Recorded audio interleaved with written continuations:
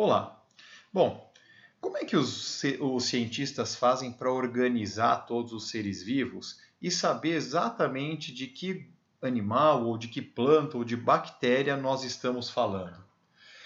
É claro que se uma bactéria, uma planta e um animal tivessem o mesmo nome científico, ao dizermos aquele nome, muito provavelmente nós não saberíamos exatamente de quem nós estamos falando.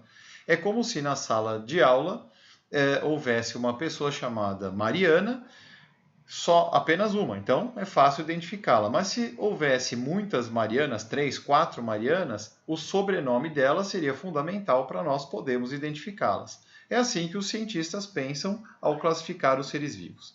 Bom, como eles são classificados? Os seres vivos são classificados em táxons, que são esses aqui, domínio, reino, filo, classe, ou categorias taxonômicas. Vamos esquecer, por enquanto, o domínio. Vamos começar pelo reino. Um reino, como vimos no filme anterior, né, fazemos uma classificação aqui em 5 reinos. Então, dentro desses 5 reinos, em cada um deles há alguns filos. Por exemplo, lá no reino Plantae, ou o reino vegetal, nós vimos que havia o filo das briófitas, pteridófitas, gimnospermas, angiospermas. Né? E cada um deles tem suas classes. Então, dentro do filo há algumas classes, dentro da classe algumas ordens, dentro de cada ordem algumas famílias e dentro das famílias alguns gêneros. Os gêneros podem ter ou não mais de uma espécie.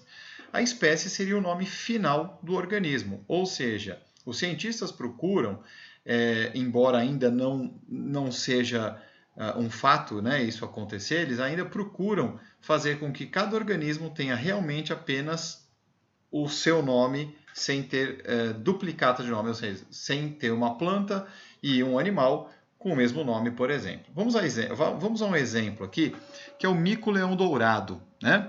O mico-leão dourado ele faz parte do reino animal, do filo dos cordados, da classe dos mamíferos. Né? Os nomes aqui são mais complicadinhos, mas eu vou traduzindo para vocês. A ordem deles é dos primatas.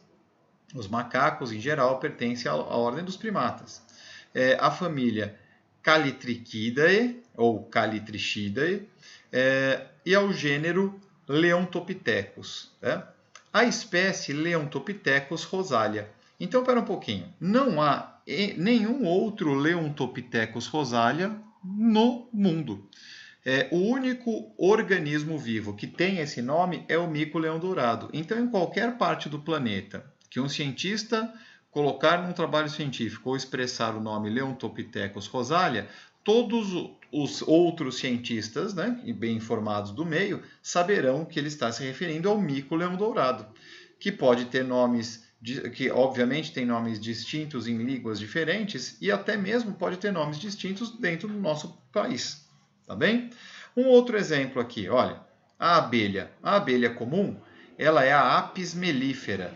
Tá? Então, só existe um organismo no mundo que tem esse nome, Apis mellifera, é a abelha que você está vendo aqui. Tá? Podem existir subespécies, variações dessa espécie. Então, aí o nome ficaria Apis mellifera e mais um nome atrás. Tá bem? Bom, um terceiro e último exemplo é o dos girassóis. Os girassóis fazem parte do reino das plantas. Divisão das traqueófitas. O que é divisão? Divisão é o nome que se dá ao filo das plantas. Então, filo nós usamos para o reino animal e divisão nós usamos para o reino vegetal. Tá? Aí, classe, ordem, família. A espécie do girassol comum é Helianthus anus. Né? Helianthus vem de hélio, que é o sol, anthus, flor. Anus porque floresce anualmente. Tá? Agora, veja bem, Linneu foi um indivíduo o cientista, que primeiramente inventou como nomear os seres vivos. Né? Então, primeira coisa, quais são as regras para escrevermos um nome científico? O gênero tem que ser escrito em letra maiúscula e a espécie em letra minúscula. Se nós tivermos um texto escrito como aqui, né, sem ser à mão, nós temos o texto, né, o nome científico, em itálico ou grifado. E se nós formos escrever à mão? Bom, aí nós temos que escrever o primeiro com letra maiúscula, Elianthus, tá? Grifado, e anos, também grifado. Tá? Primeiro com letra maiúscula, segundo com letra minúscula, os dois grifados. Essa é a regra que nós temos que utilizar para escrever o nome científico. Tem mais um detalhe. O gênero sozinho, Elianthus, tem significado. Então nós falamos, olha, aqui nós temos uma planta da família Asterácea e do gênero Elianthus. Ok, gênero Elianthus significa que é um girassol, mas existem algumas espécies de girassol. Se eu quiser me referir a esta que você está vendo na figura, eu deverei dizer Elianthus annus. Este é a espécie do girassol. Aqui, pessoal, uma coisa interessante. A espécie é o qualificador do gênero. Vamos pegar um exemplo bem simples. Por exemplo, se eu falar para você apenas prato, né, me dê um prato. Você pode me dar um pires, você pode me dar um prato raso, um prato fundo, um prato de sobremesa. Tá? Mas se eu falar para você, me dê um prato de sobremesa, você sabe exatamente o que eu quero. Então, se eu falar apenas sobremesa, não tem sentido. Né? Você não vai entender que eu quero um prato de sobremesa. Então, vamos fazer a seguinte analogia. O gênero seria a mesma coisa que o substantivo, no caso, o prato. Enquanto a espécie seria o adjetivo. Que tipo de prato eu quero? Então, eu não posso simplesmente falar sobremesa, eu tenho que falar prato de sobremesa. Da mesma maneira, eu tenho, sempre que eu for falar da espécie, eu tenho que falar primeiro qual é o gênero e depois a espécie. Tá bem? Bom, os seres vivos, eles ultimamente têm sido organizados em domínios. Domínios são grupos maiores, né, acima do reino, como nós vimos aqui.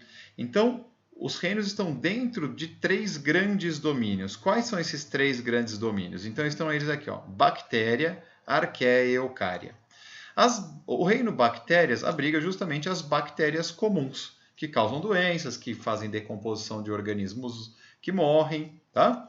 Enquanto o domínio arqueia abriga as bactérias primitivas. Essas bactérias, elas vivem em situações bastante extremas, ambientes extremos, onde há uma alta acidez ou alta temperatura, como por exemplo em boca de vulcões, ou alta salinidade, ambientes em que outros seres vivos não seriam capazes de viver.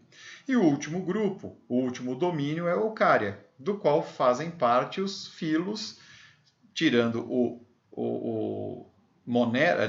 do qual fazem parte os reinos, né? Protista, fungo, planta e animalia. A gente só tirou daqui o monera, que agruparia todas as bactérias, tá bem? Então é isso, ficamos por aqui.